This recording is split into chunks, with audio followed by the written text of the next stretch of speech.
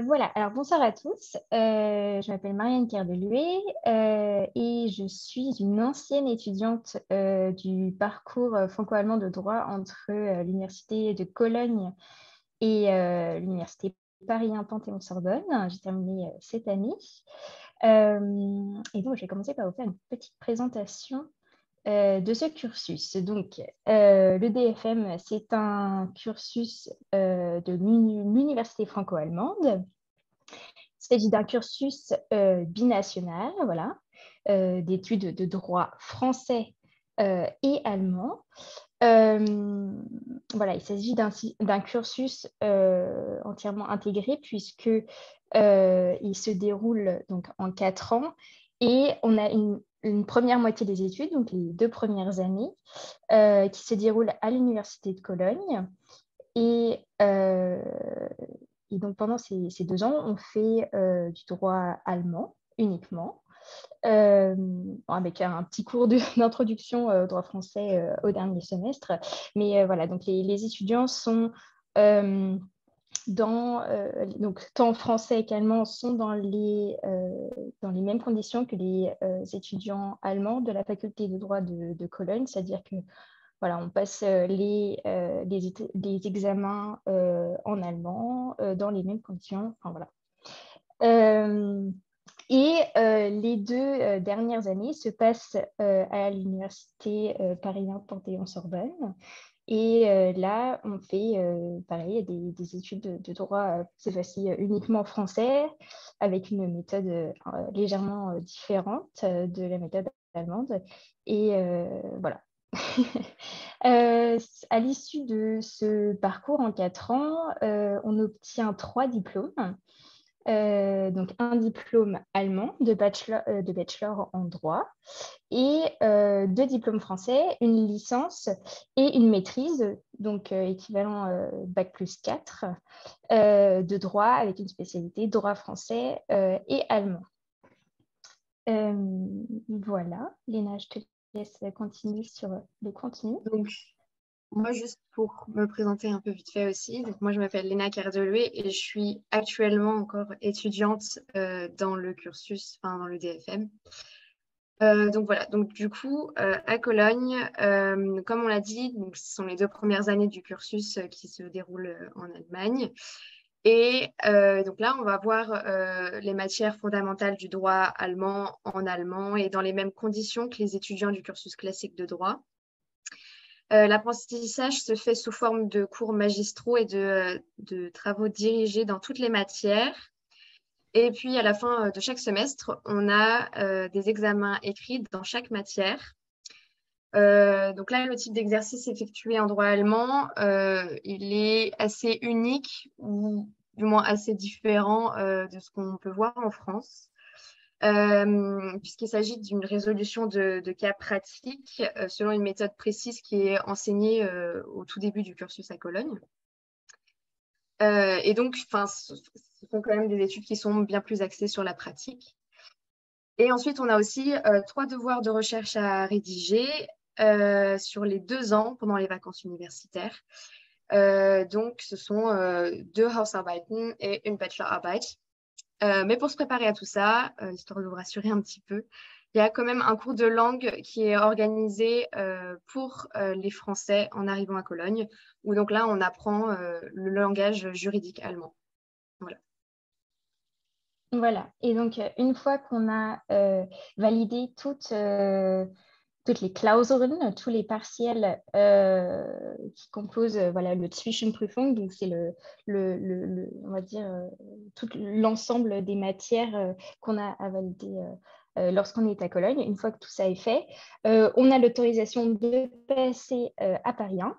Et cette fois-ci, donc on passe à un enseignement totalement en français.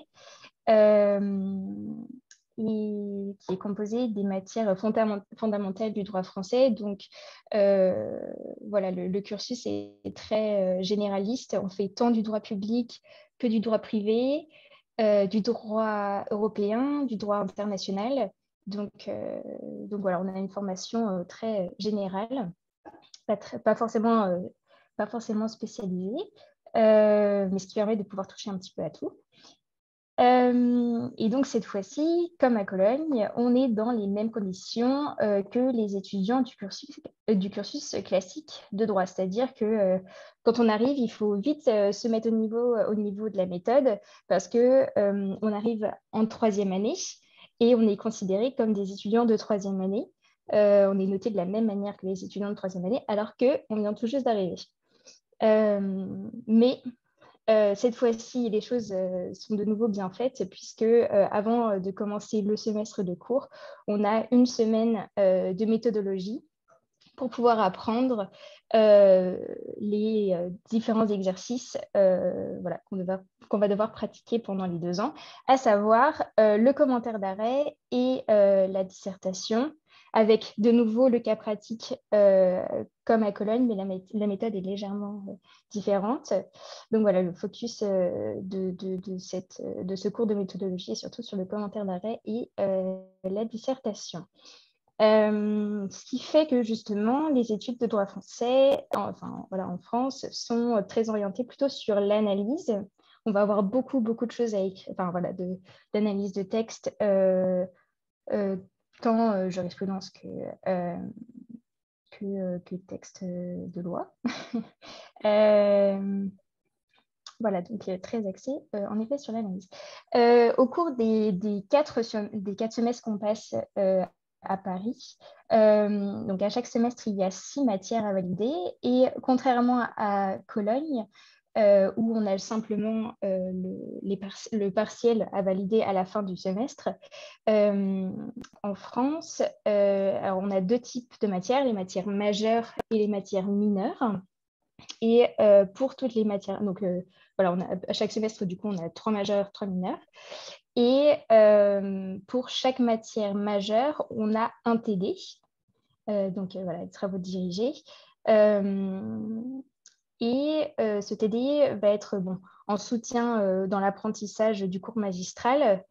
Mais dans le cadre du TD, on va aussi avoir des travaux à rendre. Et ces travaux-là vont constituer une partie de la note. Voilà, donc il n'y a pas simplement le partiel à la fin du semestre. Cette fois-ci, il y a un travail un peu plus soutenu à fournir tout au long du semestre. Voilà. Et je pense que c'est tout ce que j'avais à dire sur le cursus à Paris. Voilà. Et donc, toutes ces 4 années d'études donne lieu donc à la délivrance des 3 diplômes. Et après ça, il est possible de continuer à étudier. Et là, pour le coup, il y a différentes portes ouvertes. Donc, il est possible de continuer dans un Master 2 en droit. Et là, pour le coup, le fait d'avoir fait un cursus assez généraliste, ça veut dire qu'on peut s'orienter vers à peu près n'importe quel domaine, voilà, ce qui vous intéresse. Notamment, on a, alors si vous voulez continuer ensuite dans un contexte international, on a un Master 2 à Paris 1 qui est proposé uniquement aux étudiants qui sont issus de cursus de droit binationaux, donc notamment les franco-allemands. Et donc, c'est un M2 juriste international qui permet d'étudier donc pendant cette année de M2 dans un troisième état et de découvrir un troisième système juridique. Voilà, donc voilà, ça peut être intéressant pour élargir ses connaissances voilà, et découvrir de nouvelles choses.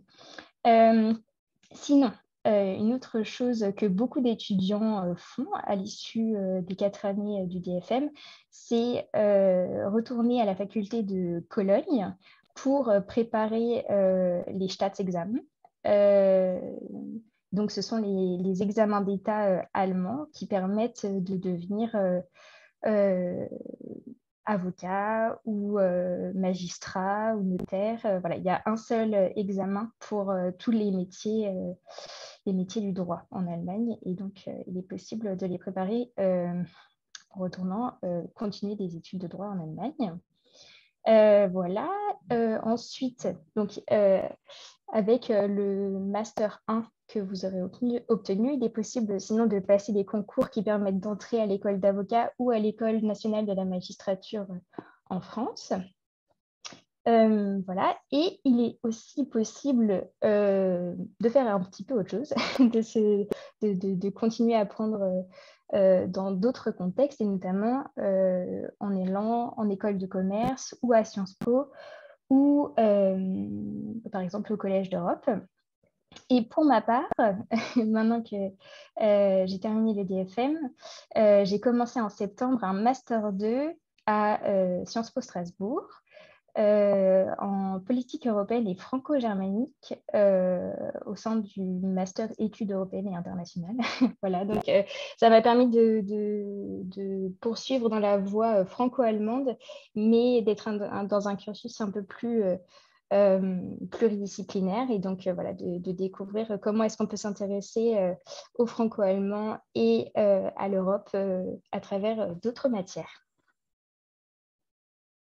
Donc, ensuite, on passe aux modalités de candidature.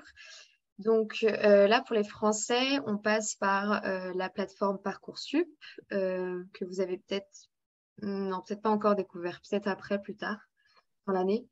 Donc d'abord, dans un premier temps, on va poser ses motivations à l'écrit.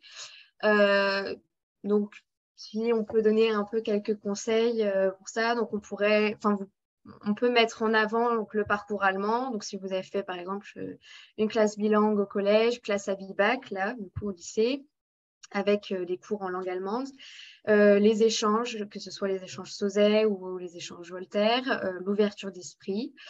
C'est souvent bien aussi du coup, d'expliquer l'intérêt pour le droit parce que c'est quand même central. Évoquer aussi les compétences travaillées, donc par exemple l'argumentation, communiquer les idées, etc.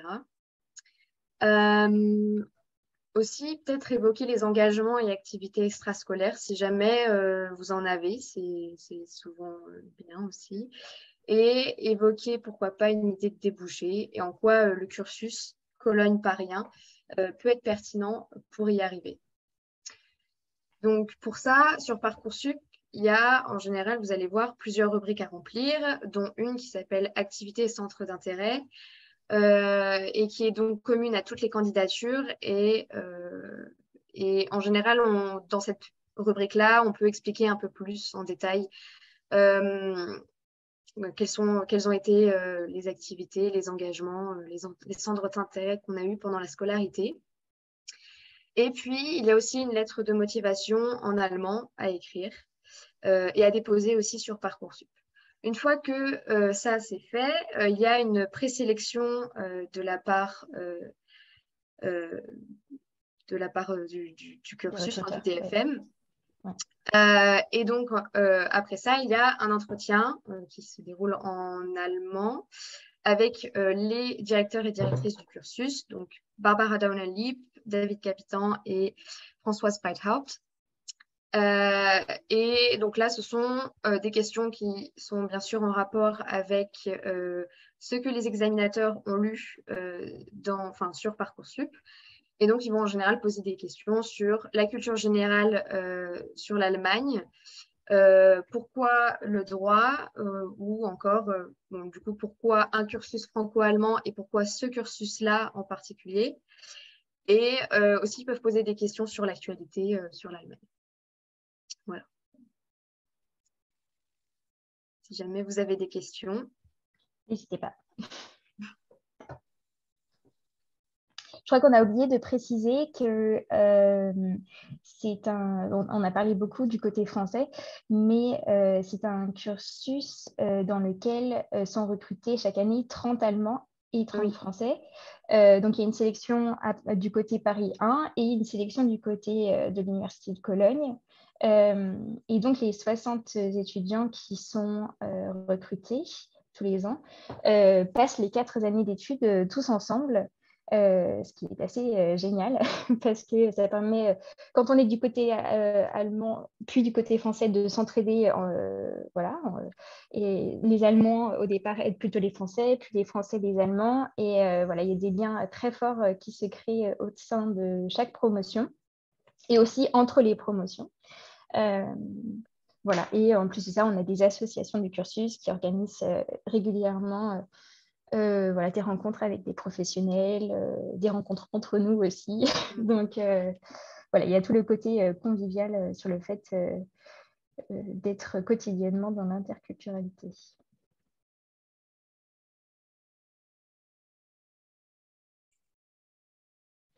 Alors, merci beaucoup. On va remettre, si jamais tout le monde n'a pas eu le temps de noter vos adresses, on va les remettre dans le chat. Ce sera peut-être plus simple. Hop. Est-ce qu'on répond tout de suite aux questions sur ce parcours et après on passe au parcours Europe ou qu'est-ce qui semble le plus judicieux? Marianne, tu parlais tout de suite des débouchés. On peut peut-être enchaîner sur cette question-là parce que ça va directement avec ce que tu viens de dire. Oui. Les masters en droit franco-italien, en droit, tu parlais d'un autre pays et d'un autre système. Oui, voilà, c'est ça. Alors, pour répondre à la question, oui, c'est possible de faire un master en droit franco-italien après. L'Université Paris 1 a de nombreux partenariats un peu partout en Europe et même au-delà avec des universités. Donc, si vous voulez par la suite faire voilà, un master en droit franco-italien, c'est possible, sachant qu'en plus de ça, alors, à Paris 1 n'est pas seulement proposé un parcours franco-allemand, mais également franco-espagnol, franco-italien, franco-anglais, franco-américain. Donc, il y a de forts partenariats, notamment avec l'Université de Florence. Donc, oui, c'est possible. Et la question qui concerne directement ce que tu viens de dire tout de suite, comment est-ce que tu as fait pour postuler à Sciences Po après le cursus? Alors, pour aller à Sciences Po après le cursus, alors, techniquement parlant, il y a une plateforme pour candidater, mais j'ai surtout voilà, j'ai mis en avant mon profil franco-allemand, sachant que voilà, j'ai candidaté dans un master de politique européenne et franco-germanique. Donc voilà, c'était un réel atout de savoir parler allemand, sachant que on va dire les 2 tiers de mes cours sont en allemand avec des intervenants allemands, même si le cursus est à Strasbourg. Et voilà, donc c'était un réel atout d'avoir un profil franco-allemand. Et je vois après qu'il y a une question sur les débouchés. Alors, on peut avoir des débouchés aussi bien uniquement allemand en Allemagne, voilà, que franco-allemand. C'est-à-dire qu'avec un même profil, vous pouvez voilà, candidater pour différents postes, que ce soit franco-français, franco-allemand ou enfin, voilà, que ce soit en Allemagne ou même en Autriche, en Suisse, tout est possible.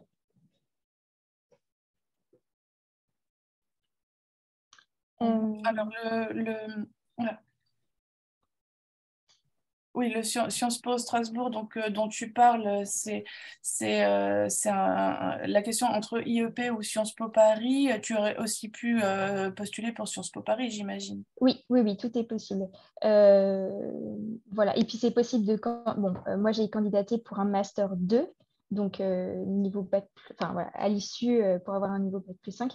Mais c'est possible de rentrer en master 1 aussi. Dans ces cas-là, de refaire un master 1 et après de faire un master sur 2 ans. Moi, je fais un master seulement en 1 an, mais c'est possible d'entrer en master en 4e année. Voilà, moi j'ai décidé d'avenir dans un IEP de Provence parce que ce master-là spécifiquement a été proposé, mais voilà, j'ai des camarades qui sont aussi allés à Sciences Po Paris. Donc, ah oui, et sachant que je vois qu'il y a une question en campus de Sciences Po Paris, sachez, si je me rappelle bien, que les campus délocalisés de de Sciences Po Paris ne sont que pour le niveau licence. Je crois que le niveau master, tout se passe à Paris. Mhm. Voilà. Alors, on va bientôt passer au parcours Europe, mais on va pas conseiller plutôt une université ou une autre, mais peut-être plutôt venir sur les spécificités de ce parcours par rapport à d'autres, si tu les connais. Oui, voilà. Notamment, je vois qu'il y a une question, par exemple, par rapport à SAS. La réelle spécificité du parcours Paris 1 Cologne, c'est que justement, on a bien 2 années dans une université en Allemagne et puis en France. Et donc, on a un réel diplôme de bachelor en droit allemand à la fin. Ce n'est pas simplement un diplôme français avec une option allemand ou un Erasmus en Allemagne. Voilà, vous avez réellement 2 diplômes, enfin bon, 3 pour le coup, mais une partie diplôme français, une partie diplôme allemand, ce qui vous permet ensuite de pouvoir continuer les études ou en Allemagne ou en France, de pouvoir travailler ou en Allemagne ou en France, ou autre part aussi. Mais voilà, je pense que c'est la grande spécificité de ce cursus. Voilà.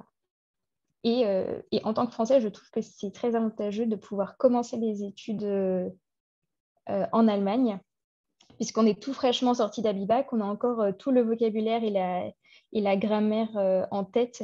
Donc voilà. Alors que bon, si on commençait en France, on aurait en 2 ans peut-être le temps d'oublier un petit peu tout ce qu'on a appris et le bon niveau d'allemand que vous avez en sortant d'Abibac. Donc voilà, c'est une bonne chose de commencer les études par le côté allemand. Est-ce qu'on passe au parcours Europe? Parce que là,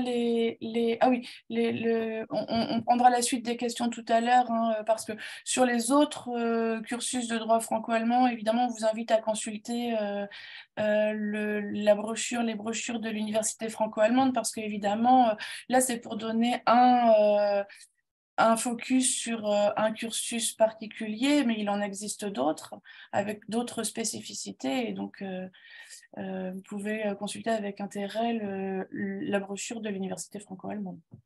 Voilà. Et puis, les adresses mail qui apparaissaient sur le diaporama sont dans le chat aussi si vous avez besoin, puisque les étudiantes ont gentiment accepté de laisser leurs coordonnées.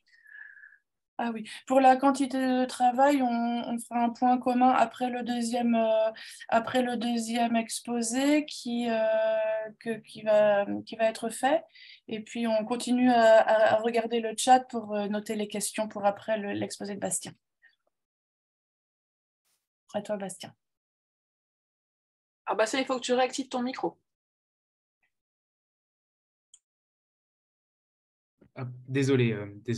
Donc, du coup, messieurs, dames, du coup, chers lycéens, bonsoir. Je suis du coup Bastien Maconnet, je suis un ancien étudiant du cursus Abibac du lycée Nelson Mandela de Nantes. Je suis actuellement en 2e année de licence d'allemand Parcours Europe à l'université de Nantes et je suis également vice-président de l'association des étudiants du Parcours Europe. Et donc, le but aujourd'hui, je vais vous présenter la licence Parcours Europe de l'université de Nantes. Donc, tout d'abord, le cursus est un cursus de 3 ans. C'est une licence de 3 ans effectuée sur le campus de l'Université de Nantes, le campus tertre de l'Université de Nantes, avec 1 ou 2 semestres en Erasmus selon la formation initiale. Le cursus du Parcours Europe est un cursus pluridisciplinaire venant de 5 formations initiales, soit du droit, soit de l'histoire, soit une licence de langue, d'allemand, d'anglais ou d'italien, mais avec des étudiants ayant décidé de se spécialiser sur les questions européennes. Ce n'est pas une double licence, ni des études d'IEP, mais c'est bien une licence avec une mention Parcours Europe qui est très valorisée dans les masters. Le contenu des cours est divisé en 2 parties, réparties à 50% chacune. D'un côté, vous avez ce qu'on appelle la majeure, donc du coup la formation initiale avec de l'histoire, soit du droit, soit des licences de langue. Et de l'autre côté, vous avez un cursus commun, enfin un tronc commun, avec des matières qui sont axées sur les questions européennes. Ça peut être de l'histoire européenne, ça peut être de la philosophie politique européenne, des sciences politiques européennes, ainsi que des langues, bien sûr. Voici l'emploi du temps, du mardi et du mercredi d'un étudiant de première année au Parcours Europe, en allemand Parcours Europe. Donc, comme vous pouvez le voir, en vert, vous avez les cours notamment de la partie allemand. Donc, du coup, des cours de pratique de la langue, des cours de grammaire, des cours de phonétique. Vous avez des cours axés sur la langue allemande, des cours de germanistique. Mais vous avez également des cours du Parcours Europe que vous allez plutôt voir en rouge, avec des cours d'histoire, par exemple, histoire de la construction européenne, histoire de l'Europe. Vous allez avoir, par exemple, des cours de droit, un cours de droit en anglais, droit matériel de l'Union européenne, par exemple, qui est un cours que je suis actuellement en seconde année. Et du coup, cela montre vraiment la pluridisciplinarité du cursus Parcours Europe et des matières qui sont proposées à l'intérieur. Les débouchés sont multiples au Parcours Europe. Il y a plusieurs débouchés qui sont possibles en sortant de ces 3 ans de Parcours Europe. Tout d'abord, vous avez la possibilité de vous spécialiser dans l'un des 2 domaines de la licence, soit sur la formation initiale que vous avez choisie, votre majeur, soit du droit, soit de l'histoire, soit des langues étrangères, ou vous spécialiser sur le Parcours Europe, comme vous pouvez aussi bien vous spécialiser sur les 2 matières, enfin sur les 2 composantes de cette licence. Vous pouvez également vous orienter vers des masters en études européennes ou internationales, vous orienter vers un master à Sciences Po. Beaucoup d'étudiants du Parcours Europe sont également orientés vers des études de journalisme. Et enfin, bien sûr, on peut également penser aux masters binationaux et transnationaux, comme les masters de l'université franco-allemande, et bien sûr, tant d'autres possibilités que vous pourrez découvrir au Parcours Europe. Les modalités de candidature sont assez simples. Vous passez via la plateforme Parcoursup, que vous allez découvrir en début d'année 2023, si je ne me trompe pas. C'est un cursus sélectif, environ 2000 demandes par an, avec du coup plusieurs conseils que je peux vous donner. Éventuellement, déjà, vous montrer une certaine ouverture sur l'international. Étant lycéen en Abibac, vous allez pouvoir montrer que vous vous intéressez sur le monde, vous vous ouvrez sur d'autres cultures, sur l'Europe, entre guillemets, ce qui est très important à montrer lors de la rédaction des lettres de motivation sur Parcoursup. Vous pouvez aussi en parler également au sein de votre projet de formation motivée, l'une des rubriques que vous allez remplir sur Parcoursup. Et également montrer vos centres d'intérêt, vos engagements à l'extérieur du lycée et prouver réellement que vous méritez votre place au Parcours Europe, que ce soit dans l'une des 5 formations initiales. Je me permets maintenant de vous joindre du coup mon adresse mail personnelle que vous pouvez voir ici. Si vous avez des questions, n'hésitez pas à me contacter. Je serai avec un très grand plaisir de pouvoir répondre à vos questions concernant le Parcours Europe, concernant l'Université de Nantes en général. Je vous mets également le site de notre association, l'association des étudiants du Parcours Europe, qui présente très bien le cursus du Parcours Europe. Et enfin, notre page Instagram du Parcours Europe, qui va également vous présenter nos activités, que ce soit les activités de l'association du Parcours Europe, ainsi que nos cours. Je vous remercie de m'avoir écouté.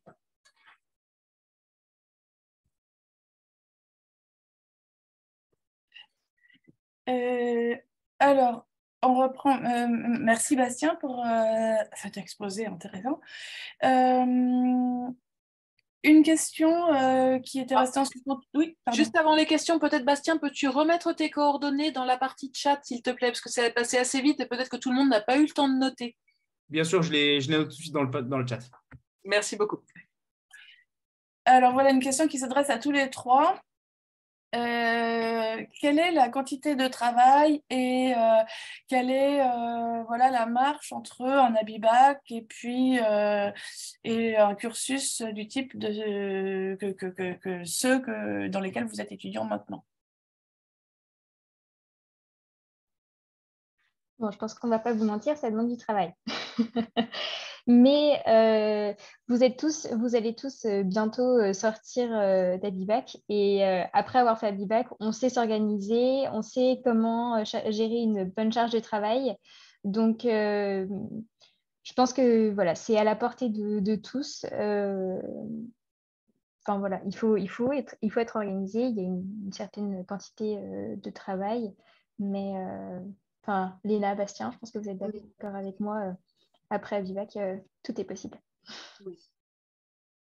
Non, puis surtout, c'est vrai que quand on est en Allemagne, on a beaucoup de temps libre et c'est vrai que du coup, c'est l'occasion de vraiment voilà, d'être autonome, de s'organiser aussi dans son travail. Voilà. Enfin, ce temps libre permet justement voilà, de pouvoir travailler. Non. Bastien, tu viens de présenter quelques poursuites d'études possibles après le parcours Europe. Est-ce qu'on postule de la même manière que, c'est une question qui est posée, que ce qu'a présenté Marianne tout à l'heure? C'est-à-dire par une plateforme, ou est-ce que les conditions sont différentes pour les poursuites d'études? Parce que Marianne nous a présenté la poursuite d'études après un diplôme équivalent M1 et toi, tu nous présentes après un diplôme L3. Alors, si je ne me trompe pas, il y a une plateforme pour les masters pour pouvoir accéder sur les différents masters en France, avec du coup les différentes possibilités de master, que ce soit des masters binationaux, transnationaux ou des masters français, et puis sur les différents cursus. Léna, Marianne, n'hésitez pas à me compléter si jamais vous avez des compléments à rajouter. Oui, alors en effet, il y a une plateforme qui s'appelle eCandidat, qui n'est pas commune à toutes les universités, mais chaque université a son e-candidat, et sur ce e-candidat, on peut candidater et en M1, en Master 1 et en Master 2. Donc, tout se fait via cette plateforme, sachant que alors les conditions d'accès aux IEP, parce que je vois que ça revient régulièrement, en tout cas pour les IEP de province, sont différentes pour l'accès en 4e et en 5e année, donc ou M1 ou M2. En 4e année, alors c'est sur dossier, donc avec lettre de motivation, CV. Et en plus de ça, alors bon, on appelle ça un concours, mais il ne s'agit pas d'un concours d'écrit. Il faut rédiger un essai qui fait partie intégrante de la candidature. Voilà, et donc ce sont ces 3 éléments-là qui composent le fameux concours d'entrée en 4e année. Pour l'entrée en 5e année, c'est simplement sur dossier et lettre de motivation, CV, lettre de motivation. Voilà. Mais bon, sachant que quand on arrive en 5e année, en général, on est déjà très spécialisé. Donc voilà, la sélection se fait déjà par le fait que ce soit des classes très, très spécifiques. Voilà. Et pour terminer sur les histoires de sélection, les questions de sélection, les entretiens en allemand dont vous parliez tout à l'heure, à quel moment ont-ils lieu? Alors, en général, ils ont lieu en mai, il me semble. Et puis après, quelques jours après les entretiens, en général, on a une réponse par mail. Voilà. Alors, est-ce qu'il y aurait d'autres questions sur les contenus, peut-être, plus que... Ah, voilà, une... Hop. Il y a une question sinon sur les volontariats avant les études. Et pour le coup, je peux vous dire, moi, je n'ai pas fait un volontariat, mais j'étais fille au pair pendant 1 an à Berlin avant de commencer mes études. Et j'ai trouvé ça très chouette d'avoir une autre expérience avant de commencer les études. Donc, si vous avez l'occasion d'avoir une autre expérience, que ce soit avant les études, pendant les études, après les études, faites-le. Surtout si à l'étranger, parce que ça peut vous permettre de vous perfectionner dans une langue étrangère.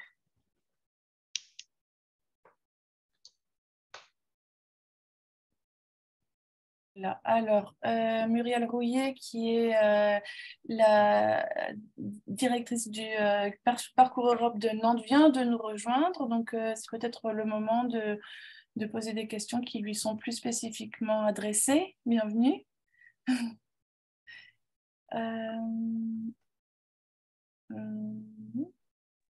Oui, bonjour. Alors, vous m'entendez? Oui. Ouais, bonjour, excusez-moi, mais j'arrive. J'ai passé 1 heure dans un stade très froid. Et je ne vais pas rester très longtemps avec vous, malheureusement, mais je vais passer un petit quart d'heure. Hein, voilà, c'est ça. De toute façon, ce sera la fin de votre réunion. Alors, je ne sais pas si je pourrais répondre à toutes vos questions parce que je suis relativement nouvelle à la tête du Parcours Europe. Et en outre, alors je ne sais pas si c'est une réunion exclusivement allemand ou à Bibac. C'est une réunion exclusivement à Bibac. Bastien a déjà fait la présentation du Parcours Europe et voilà, les questions qui se posent sont probablement les questions de sur quoi débouche le Parcours Europe, quelle poursuite d'études après le parcours Europe. Et puis, voilà, on est dans une réunion qui s'adresse à des personnes intéressées par le droit et les affaires européennes, effectivement. Ah, ok, très bien. Bah alors, si Bastien vous a déjà un peu briefé, je ne vais pas le répéter, ce qu'il a certainement très bien dit. Donc, je vais peut-être prendre vos questions directement et en espérant que je puisse y répondre. Voilà. Bon, je pense qu'on avait déjà bien avancé sur les questions, hein. Voilà, je pense que... Bah, ils sont tous très oui, au courant. Voilà, si. Existe-t-il des débouchés en master trinationaux après les licences Parcours Europe? Parce qu'on a parlé des masters internationaux de droit. Voilà. C'est une question qui... Alors ça, les masters trinationaux, vous pouvez me donner un exemple? Je ne connais pas très bien. Enfin, moi, j'ai tendance à dire que quand on est bon et qu'on se démène, on peut tout faire. Voilà. Donc, parcours Europe ou pas. Enfin, ce n'est pas vrai parce que quand on a le parcours Europe, c'est un parcours qui est bien coté quand même, qui est aussi bien soigné par la fac, je peux vous le dire. En ce moment, on traverse une phase un peu difficile à l'université, à la fac de droit, vous le savez peut-être, parce qu'il n'y a pas assez d'effectifs, etc. Les personnels sont en tension. Enfin, c'est pas, si vous voulez, on est quand même en période de crise des services publics en France et je pense que le prochain service public qui va souffrir, c'est l'enseignement supérieur, enfin, qui souffre déjà. Et relativement à ça, malgré cela, c'est encore un parcours préservé et tout le monde fait très attention de le préserver. Bon. Et sachant cela, sachant aussi les gens qui y enseignent, sachant ce qu'on enseigne, sachant après ce qu'on essaye d'organiser, de vous mettre au contact des professionnels, alors les exigences en termes de langue sont assez importantes, hein, puisqu'il y a des parcours, les composantes linguistiques sont quand même une partie importante du parcours Europe, puisqu'il y a anglais, italien, allemand, donc, et forcément, donc ça déteint sur le parcours, c'est-à-dire c'est un endroit où on pense que les langues sont importantes et vous avez des gens qui parlent les langues, quoi. Donc, c'est vraiment pas une plaisanterie, c'est pris très au sérieux. Et voilà, alors trinationaux, si vous parlez 3 langues, j'imagine qu'il faut parler 3 langues. Je pense qu'il est possible d'apprendre 3 langues. Je ne sais pas si, Bastien, peut-être vous me corrigerez, on a 2 langues obligatoires, ça c'est clair, mais est-ce qu'il est facile d'apprendre une 3e langue quand on est étudiant au parcours Europe?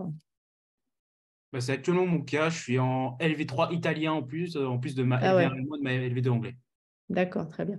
Oui, enfin, de toute façon, à partir d'un certain moment, si vous voulez, c'est le profil de l'étudiant qui fait la différence. C'est-à-dire, on voit bien qu'il y en a qui veulent faire plein de choses, il y en a qui se mettent en double licence, on a des parcours comme ça assez spécifiques, et sachant que les langues, quand vous êtes, j'ai pas envie de dire doué pour les langues parce que j'aime pas le langage du don. Vous voyez, je pense que le travail paye autant que le don. Mais quand on veut apprendre les langues et qu'on s'en donne les moyens, et à la fac, il y a les moyens, on peut être assez débrouillard dans un environnement multinational, quoi. Et d'après ce que je vois, je pense que les étudiants du parcours Europe se débrouillent très bien, et pas qu'en langue d'ailleurs. Ça leur donne une aisance, ça leur donne une personnalité, je dirais, multiculturelle, très agréable, d'abord. Et puis très ouverte. Et je pense que les profils, je regarde le chat pendant ce temps, les profils Parcours Europe commencent à être, ils sont très appréciés. Là, dans quelques jours, on va faire une séance qu'on vient de mettre au point ensemble avec des gens de Nantes Métropole, de la direction des affaires européennes et internationales. Et c'est eux qui sont venus me chercher. Donc, ça veut dire que le Parcours Europe, il est sur le radar, si vous voulez. On voit bien que c'est un lieu potentiel d'excellence, de gens ouverts. Voilà, c'est déjà reconnu à Nantes Métropole. Donc, ça va donner des gens qui peuvent aller travailler à Nantes Métropole dans les services d'action extérieure, par exemple, qui sont des services très intéressants, en fait, où on peut faire plein de choses. On peut faire même de la diplomatie par les collectivités territoriales. On va s'intéresser à ces questions-là vendredi, pas plus tard que vendredi. Alors, je rebondis pour aussi reposer la question à Marianne et Léna, puis ensuite à vous deux aussi. Pour les débouchés vers les institutions européennes, il semblerait que vos parcours soient tous Oui, ça c'est bien ça. Voilà, Vous pouvez tout à fait, alors je ne sais pas, hein, mais comme c'est un parcours de licence qui s'arrête en licence 3, vous pouvez tout à fait envisager d'embarquer votre licence 3 après pour aller faire un des collèges de l'Europe à Bruges ou à Natoline, ou aller, après vous pouvez poursuivre en master 1, 2, éventuellement faire une thèse à l'Institut d'études universitaires européennes. Après, il y a d'autres masters, enfin je ne sais pas, mais après, vous voyez, c'est à vous c'est vous qui composez votre parcours, quoi. voilà. Sachant Marianne, qu'effectivement, les langues, voilà, on vous formera bien en langue et très sérieusement au parcours Europe. voilà. Et donc, pour ce qui est du droit franco-allemand, on en vient à la même conclusion aussi, Marianne? Oui, D'accord. exactement. Que ce soit à la sortie du DFM déjà, et vous pouvez continuer à vous forger cette dimension européenne, notamment via le master. Et particulièrement, aller travailler dans les institutions européennes, c'est ce que j'envisage. Et donc là, le master que je fais actuellement, politique européenne et franco-germanique, qui est un semestre de cours et un semestre de stage. Et donc, pendant ce stage, il est possible d'aller travailler, d'aller en stage aux institutions européennes. Et donc, pour répondre à la question, oui, tout à fait, on peut aboutir à une carrière européenne en faisant et le DFM et le master après.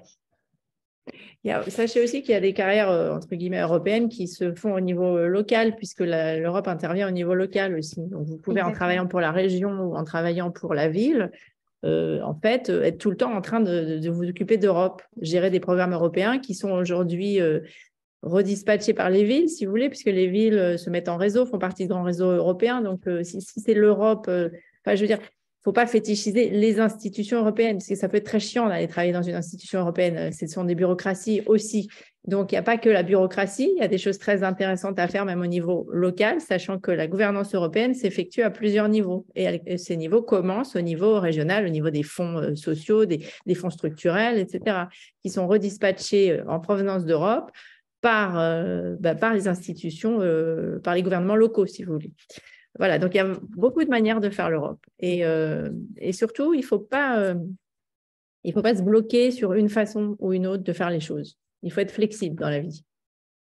Exactement. Et il n'y a pas non plus que la dimension publique. On peut faire l'Europe, on peut travailler dans le domaine de l'Europe et être aussi, il y a énormément les cabinets de conseil, les représentations d'intérêt. Vous le dites très bien. Il ne faut pas dire lobbyiste, ils n'aiment pas ça. N'allez pas dire lobbyiste dans une organisation représentative d'intérêt. J'ai bien appris ce qu'on m'a dit à Sciences Po. Je le dis aussi aux élèves, aux étudiants du parcours Europe. C'est vraiment pas le... voilà, parce qu'il y a des intérêts comme les intérêts des oiseaux, quoi, ou des personnes âgées. Des pommes de terre, voilà. Donc, c'est une vision pluraliste de la politique. Donc, franchement, là, ouvrez vos horizons, quoi, hein. Il y a vraiment plusieurs façons d'être européen, de travailler pour l'Europe. Et voilà, et tant mieux, parce qu'il n'y a jamais une seule façon de faire les choses. Quand on est jeune, on ne s'en rend pas bien compte, mais quand on est vieux, on s'en rend compte. Est-ce qu'il y aurait d'autres questions sur les contenus? Alors, je vois il y a une question sur le latin ou le grec. Alors, pas chez nous, pas en droit, mais c'est vrai que si vous faites du latin, vous serez très bon en droit, normalement, parce qu'il y a des tas de termes latins. Grec, je pense pas, je ne sais même pas si ça peut compter, j'en sais rien. Est-ce que dans les masters trinationaux, on compte le latin et le grec comme langue, comme troisième langue? Je ne suis pas sûre.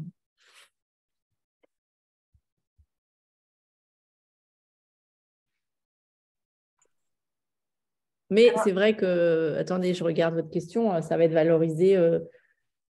Ça va être valorisé à titre à titre additionnel si on regarde vos dossiers, mais ça ne compte pas dans les critères d'admission de Parcours Europe. Il vaut mieux si vous voulez avoir eu un projet européen que de parler grec, en fait, de parler grec ancien ou latin. Vous voyez, à moins que vous inventiez un projet en latin et en grec sur l'Europe. Mais je pense qu'il faut quand même se centrer sur l'Europe plutôt que sur les langues mortes en tant que telles. C'est pas rédhibitoire, hein. Mais ça ne va pas suffire. Et ça ne fait pas partie des critères officiels d'admission au Parcours Europe, dans Parcoursup. Ah oui, voilà, ça c'est une question attendue et intéressante. Alors, quel type de métier possible à l'issue de ces parcours différents? On va peut-être donner d'abord la parole aux étudiants. Quel métier vous envisagez vous? Et puis après, on élargira avec le... Alors moi, je vous dirais tout, vraiment. Ah oui, mais tout, Le des exemples tout. concrets, s'il te plaît. Le tout, d'avoir la volonté. Mais alors, à l'issue du DFM, vous pouvez être avocat, vous pouvez être, enfin, pas directement, il faut continuer les études après. Mais vous pouvez être avocat, vous pouvez être magistrat, vous pouvez être notaire, enfin, tous les métiers du droit. Voilà. Vous pouvez continuer à faire un master, puis une thèse, puis devenir professeur de droit. Vous pouvez, qu'est-ce qu'on peut faire? Moi, j'ai des camarades qui sont partis en école de journalisme aussi, donc on peut devenir journaliste aussi après. J'ai des amis qui sont allés en école de commerce et qui font du management aujourd'hui. Donc bon, on s'écarte un peu plus du droit, mais à l'issue, enfin voilà, si vous visez des métiers de droit, et que ce soit droit national, droit européen, droit international, voilà, je pense qu'il n'y a pas de métier de droit qui n'est pas possible d'atteindre après le DFM. Est-ce que Léna et Bastien, vous visez des métiers en particulier ou vous avez d'autres idées de métiers que Marianne n'aurait pas évoquées? Alors, moi, personnellement, ce serait aussi plus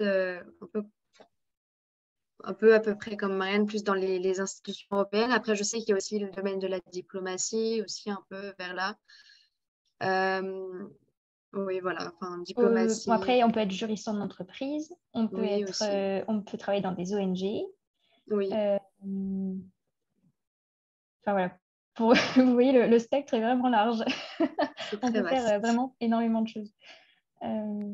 Mais ça va aussi dépendre, encore une fois, de votre profil et de votre capacité à vous construire votre parcours avec, par exemple, un stage. Et pendant votre stage, comment vous vous comportez? Est-ce que vous êtes une personne ressource intéressante qui fait bien le travail et qui ouvre des portes? Enfin, vous voyez, c'est un ensemble de choses. Bien sûr, le diplôme, c'est comme un sésame. Et alors, effectivement, j'allais dire à peu près la même chose que Marianne. Mais c'est une licence de droit. Il ne faut pas oublier le parcours Europe. Ce sont des licences disciplinaires classiques auxquelles on a ajouté des éléments de tronc commun européen. Voilà. Mais vous restez diplômé de droit ou de langue avec ce complément européen. Donc, après, localement, le diplôme, il commence à être connu et apprécié. Et c'est vrai que quelqu'un qui parle deux langues et qui connaît le droit et qui s'intéresse à l'Europe, c'est vrai que c'est intéressant. Alors, c'est vrai que pour les juristes, ça donne quand même bon, les juristes, on aime bien les juristes dans les institutions européennes parce que l'Europe, c'est un endroit, en tout cas les institutions centrales à Bruxelles, où on parle le droit, quoi. L'Europe parle le droit et il faut connaître le droit, etc. Donc, si vous n'avez aucune notion et vous êtes allergique au droit, bon, alors après, il y a des agences européennes, il y a peut-être des agences culturelles, vous pouvez commencer aussi comme chargé de mission ou comme contractuel. Vous voyez, vous n'allez pas tout de suite être embauché, peut-être, parce que pour travailler dans les institutions européennes, il y a des concours, il faut passer le concours. Ces concours, je ne sais pas où on en est, là, des quotas, mais avec tous les nouveaux arrivants, je ne suis pas sûre que les Français soient en premier de la liste de l'admission sur quota. Vous voyez, il y a un quota géographique. Donc ça, c'est une contrainte à prendre en compte. Mais il y a énormément de façons de travailler. Il peut y avoir même répondre à des appels d'offres. C'est très, très, très ouvert. Et c'est un système où il y a énormément de besoins.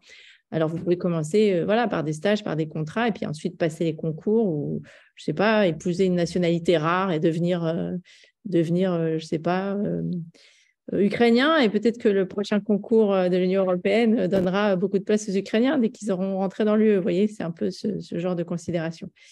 Mais il y a des agences et toutes ne sont pas servies par la fonction publique européenne. Des agences thématiques, alors il y en a plein, il y a l'agence du médicament, il y a l'agence pour l'égalité de genre, toutes n'ont pas le même statut. et toutes n'ont pas énormément de personnel non plus d'ailleurs. Mais voilà, c'est des choses que vous découvrez là, précisément en travaillant sur l'Europe, au Parcours Europe ou ailleurs. Mais en tout cas, au Parcours Europe, il y a pas mal d'occasions de découvrir toutes ces structures. Voilà. Merci beaucoup pour tous ces éclairages. Y a-t-il une dernière question, sans quoi je pense qu'on aurait fait à peu près le tour. Ah, alors, je suis co-hôte apparemment, donc je dois admettre les gens. Je les admets, je vous rassure. J'admets les gens, je m'en charge. D'accord. Moi, j'en ai admis plusieurs, mais je ne savais pas que j'étais co-hôte. Bon, a priori... Oui, alors si nous n'avons pas d'autres questions, peut-être juste une dernière question pour les étudiants. Vous vous adressez là à des lycéens, on a des élèves de première, on a des élèves de terminale qui essaient de se projeter, bien sûr, et puis qui ont sans doute quelques petites inquiétudes ou appréhensions comme vous avez pu en avoir. Est-ce que vous pourriez citer un élément, quelque chose auquel vous ne vous attendiez pas dans vos premières années ou votre première année dans le supérieur, quelque chose qui était vraiment très différent du lycée à vos yeux? Il y a plein de choses, hein, mais quelque chose qui vous a frappé.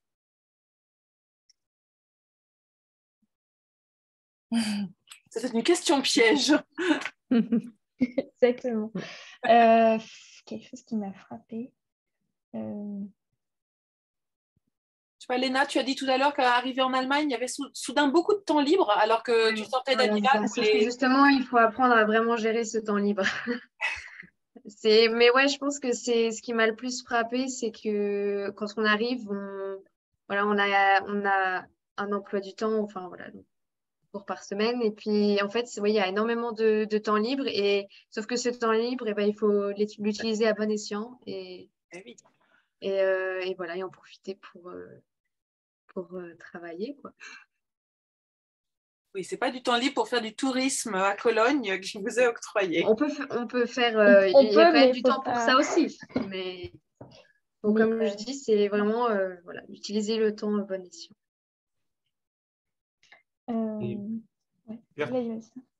Personnellement, je parlais aussi peut-être de diversité. On en avait un petit peu aussi en Abibac, enfin, sur la promo à Nantes, enfin, Léna pour en témoigner. On avait des centres d'intérêt divergents, on avait des gens qui venaient un peu partout. Là, c'est encore plus le cas à l'université, des gens avec des backgrounds un peu différents, avec des centres d'intérêt différents, avec des parcours scolaires différents. Et c'est quelque chose qui m'a impressionné, et puis de se dire qu'on est tous là pour une chose commune, à savoir qu'on réussisse tous nos études, qu'on soit tous épanouis, que ce soit à l'université, en dehors de l'université, et tout simplement enfin, la diversité et puis le bien-être. Et c'est des notions qui sont, je trouve, très bien mises en valeur par le système universitaire et aussi, comme j'ai pu le voir au Parcours Europe depuis 1 an et demi. Vous avez une question là sur est-il possible de cumuler un emploi étudiant à côté d'un double diplôme? Alors, pour ma part, je tiens à dire le Parcours Europe n'est pas un double diplôme, hein. C'est une licence disciplinaire avec un parcours de tronc commun. Ce n'est pas un double diplôme. Mais en revanche, le diplôme, le parcours que représentent Léna et Marianne est un double diplôme. D'accord. Alors, du coup, on va laisser Léna et Marianne répondre à cette question. Ça dépend. Alors, un emploi, oui, quelques heures, c'est possible. Par exemple, il y a souvent des postes qui sont proposés, notamment à Cologne, dans les différents instituts de droit. Parce que, bon, il y a la faculté de droit et à l'intérieur, il y a des instituts, institut de droit européen, droit de la consommation, droit de ceci, droit de cela. Et souvent, voilà, il y a des emplois qui sont proposés aux étudiants pour aider les profs dans la préparation de leurs cours, etc. Donc, c'est quelques heures par semaine. Et oui, c'est possible de cumuler ça. Moi, je sais que je donnais des cours de français à un élève de collège allemand, aussi quelques heures par semaine. Donc oui, c'est possible. Ça dépend quel emploi, quoi. C'est toujours pareil. Ouais, ça dépend quel emploi, ça dépend quel volume horaire et les fonctions.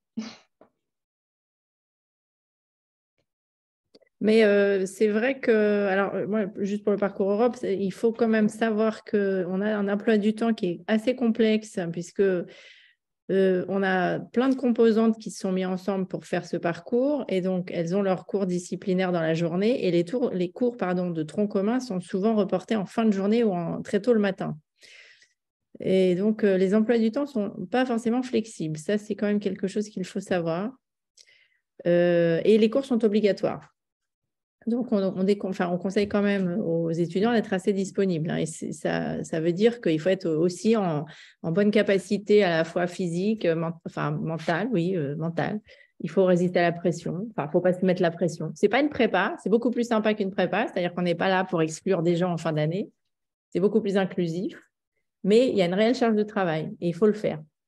Parce que si vous ne le faites pas, ce qui se passe, c'est très simple. C'est qu'en première année, vous commencez à foirer vos examens, vous ne partez pas en Erasmus parce qu'il y a une nouvelle jurisprudence maintenant, c'est qu'il faut vraiment réussir sa première année, même si Erasmus devrait être un droit pour tout le monde. Mais bon, voilà, il se trouve que ce n'est pas sélectif, mais on exige un certain niveau de vous pour ne pas avoir honte de présenter des candidats Erasmus nuls aux universités partenaires. Donc, il y a quand même une pression, si vous voulez. Enfin, il y a c'est pas une pression, c'est une quantité de travail. Voilà. Et si on ne sait pas travailler, ou si on ne veut pas travailler, ou si on ne peut pas travailler, alors on essaye peut-être d'aménager. Il y a des critères qui vous donnent le droit d'aménager. Si vous avez un handicap psychique ou learning disability, comme on appelle ça, diversité neurologique, c'est-à-dire vous êtes dyslexique, vous avez un trouble de l'attention, vous ne pouvez pas travailler comme tout le monde, donc vous êtes en situation différente. Alors là, on prendra en compte votre différence ou un handicap physique, vous voyez. Mais c'est vrai que même avant d'admettre, moi je fais un recrutement aussi inclusif que possible et j'encourage les gens à postuler et malgré leur handicap, etc. Et je fais très attention à ces questions. Mais voilà, c'est vrai que si vous êtes très, très lourdement gêné dans votre vie de tous les jours, ça peut être compliqué. Et alors, on fera ce qu'on pourra, bien sûr, pour vous permettre de faire des études. Mais vous voyez, il faut quand même... il faut se connaître et savoir mesurer selon ses capacités, sachant qu'effectivement, on fait des choses pour adapter pour les étudiants en situation de handicap. Merci beaucoup. Nous arrivons au terme de notre réunion, de notre table ronde. Merci Madame Rouillet de nous avoir rejoints pour cette présentation du Parcours Europe. Merci aux étudiants pour la présentation de 2 cursus différents avec chacun énormément de qualités et d'intérêts autour du droit. Et merci donc aux élèves qui ont assisté à cette conférence aussi. Nous vous invitons à rejoindre d'autres, les autres soirs. Il y aura d'autres thématiques qui peuvent vous intéresser également. Nous vous souhaitons une très bonne soirée. À vous aussi. Et nous allons terminer. Au revoir. Bonne soirée à tous. Au revoir.